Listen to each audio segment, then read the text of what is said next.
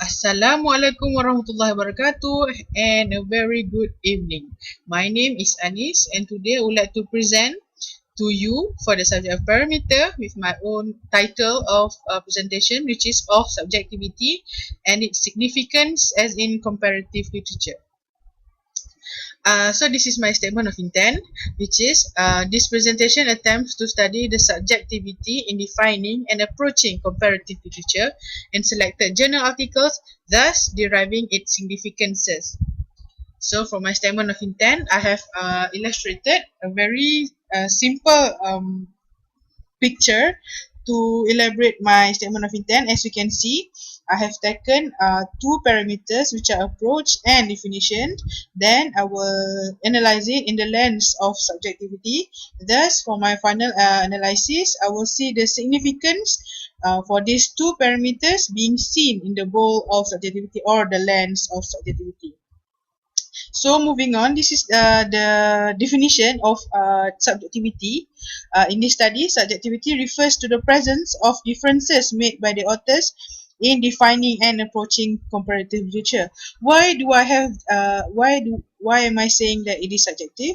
Because there are just a lot of options in the definitions and approaches as in these two article journals. While for in terms of methodology, subjectivity involves the idea and belief that all knowledge is subjective and there is no external or objective test of truth. So this then suggests that the comparatives, as in the two articles, have the freedom in creating and using their own definition and approach in conducting CL, which you can see later in the two journal articles. These are my two corpuses, which is first Salahuddin's Originality of French School in Comparative Literature, and the second one, which is Journal Article B, which I will be referring to as Journal Article A and Journal Article B later in my presentation. The second journal is La Juez Positive Uncertainty and Ethos of Comparative Literature. So as you can see, this is the relationship of both journals articles that I've concluded or I've made. For the first one, which is it applies for both articles, which is article journals A and B. We can see that both of the writers emphasize on the need to not to be biased towards any parameters or any factors. Okay, which will be discussed later. And for the general, this is the common trait, while this is the difference. For the difference, I can see for general article A, we can see the definition given by the writers for CL. We can see that the presence of fixed discipline. Okay, while for general article B, there's no fixed discipline. And it will be discussed later, but from the quotes that I've taken in the two article journals. So moving on, this is the point of divergence, which are the differences that I have found. But for this purpose of presentation, I have chosen one parameter, which is the definition. So as we can see in article journal A, CL is a study. Oh yeah, before that, please be alert with the bolded words, because from there we can see the keywords being highlighted by the writers. Okay, so moving on to the first point, CL is a study of national literature and its historical relations with other foreign literatures on the scope of the language, which are drafted for the literatures. And the second one, CL consists of two words, literature and comparative. The literature is called the ideas and its technical forms or the formula. Comparative not means here the comparison in linguistic sense, but it must note the historical meaning. So CL means the study of national literature in the historical relations with other foreign literature on the scope of the languages which are used for the writing of literature. And for the fourth point, CL is characterized by other branches of literary knowledge, particularly by history of world literature, national literature, general literature, theory of literature, and literary criticism. So from the four quotes that I've taken, we can see that the writer, which is Salahuddin, he highlights the fixed discipline, as you can see. See, national literature and history. And in fact, I have found few other names, I mean alternative names for comparative literature, which are the modern comparative literatures, history of comparative literature, comparative literary history, comparative history of the literature, history of comparative literature. So from these two findings, I have found that the writer has alternative in defining comparative literature, and in fact, he has, how to say, a very rigid idea or name for comparative literature. But unlike for article journal B, if you can see from the same parameter, which is the name, okay, we can see that there are, please and also again, please take note of the bolded words.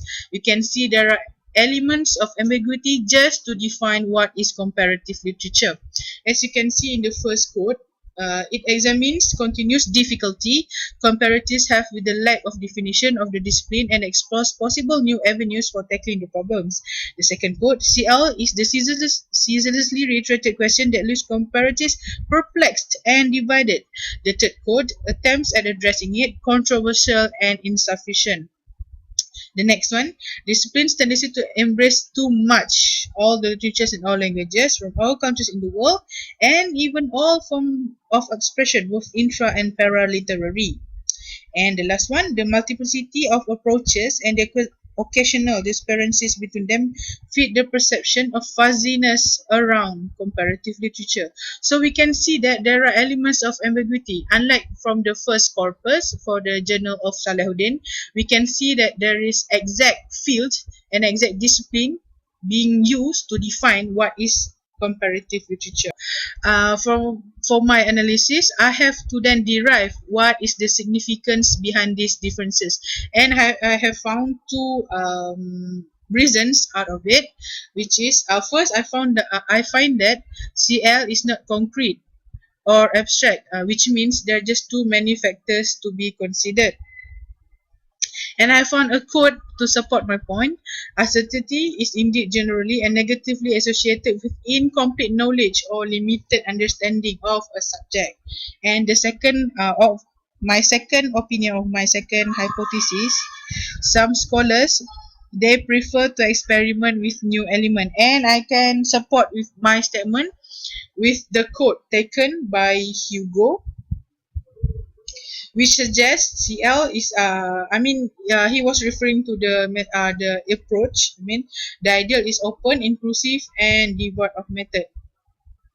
Moving on, this is the mutual trait I have found in two article journals, which is the approach. I mean, how to apply the concept of comparative literature.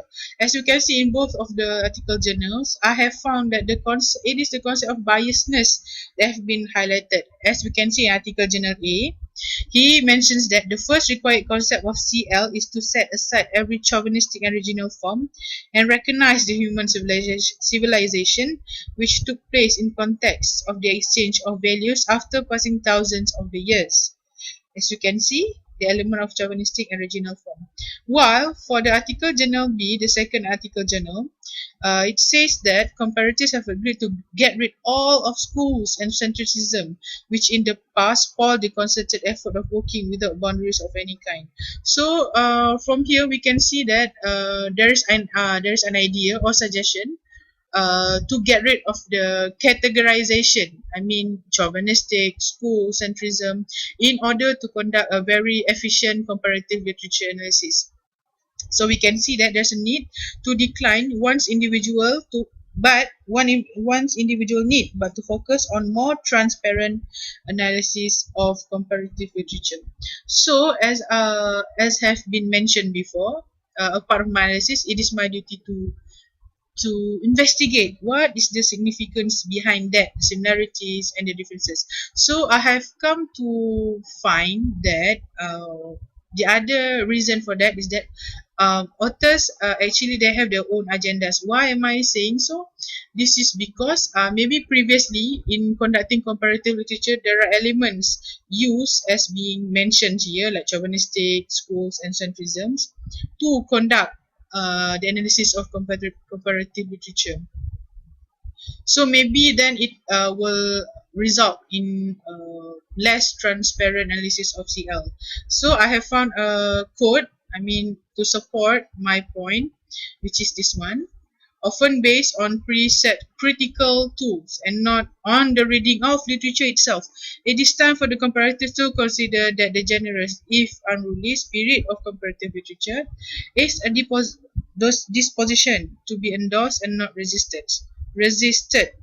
And for the second reason behind these differences and similarities, that maybe for different analysis, it involves different contexts, different expected outcomes, and different results. And being the support of that statement is that it helps the people to be flexible, to take into account the complexity of their situation, to consider several solutions simultaneously using different criteria, and they must have multifactorial approach so that the project becomes free from habits, conditioning, and prejudices. Okay, so this is my conclusion. As a part of my analysis, I do realize that subjectivity does exist in these two journal articles in defining and approaching CL. As you can see from the two writers, it mentions about the same parameters, which are definition and approach, but still it is different. And for me, CL is like an open-ended question. There's no exact answer to the division or approach, because maybe basically because one if they want to conduct comparative literature, they have to consider many factors. However, despite the variations or confusions that CL may have, it actually teaches the comparatists to be more open-minded towards new possibilities and not to stick with one fixed approach, but rather to explore new ways.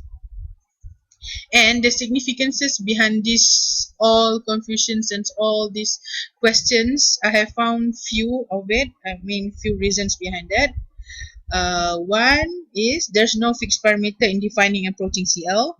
The second one, comparatists need to be prepared to conduct the analysis of CL from the new angle as time passes by.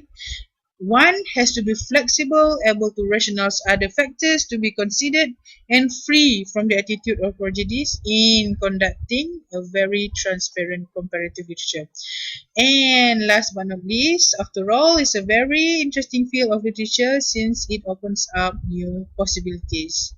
Okay, that will be all from me today. I hope you enjoy it, and I will end my presentation today with the quote from Shakespeare. Have more than you show, speak less than you know. Assalamualaikum warahmatullahi wabarakatuh, and see you again. Thank you.